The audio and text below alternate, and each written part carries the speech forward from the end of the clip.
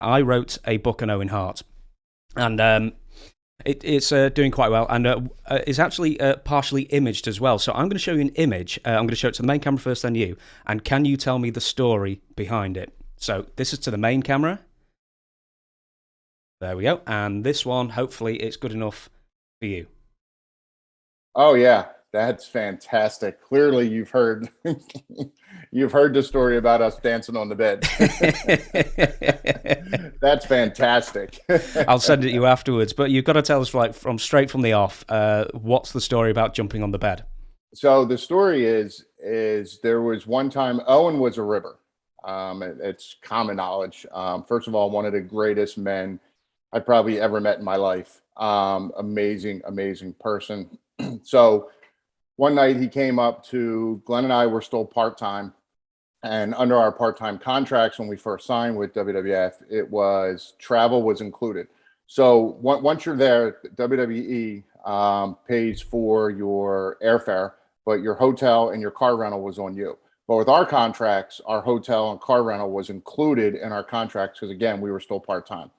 So Owen came up to us and he said, "Hey," he goes, my ride left and I don't have a car. Can I get a ride to the next town?" So we're like, "You fucking Owen Hart. Of course you can. You want to drive the car, like, whatever." So yeah, so we get to the town and we said to him, "So where are you staying?"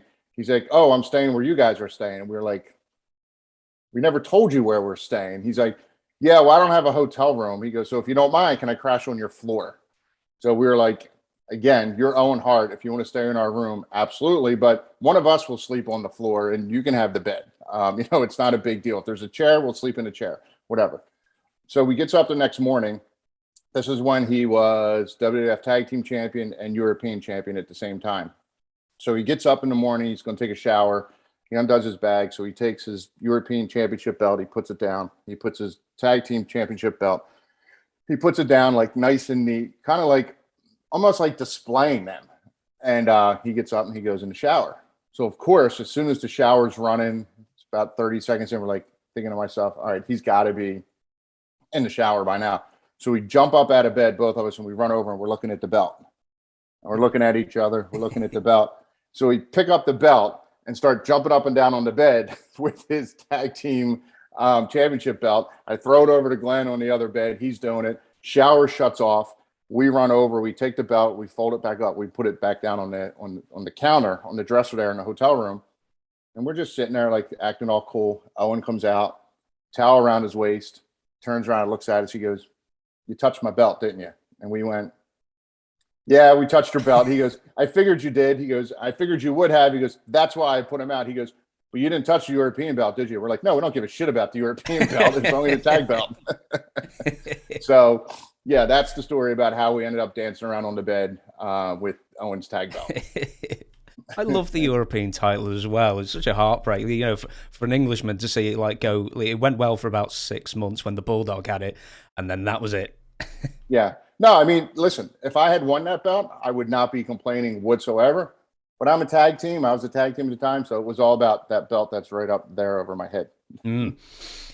So I yeah. hate to say this, I'm going to have to slightly correct you then. I don't think it was the European. It would have been the Intercontinental because Owen was both of those. I was like, dude, that's like the classic belt as well. You should have worn that, surely.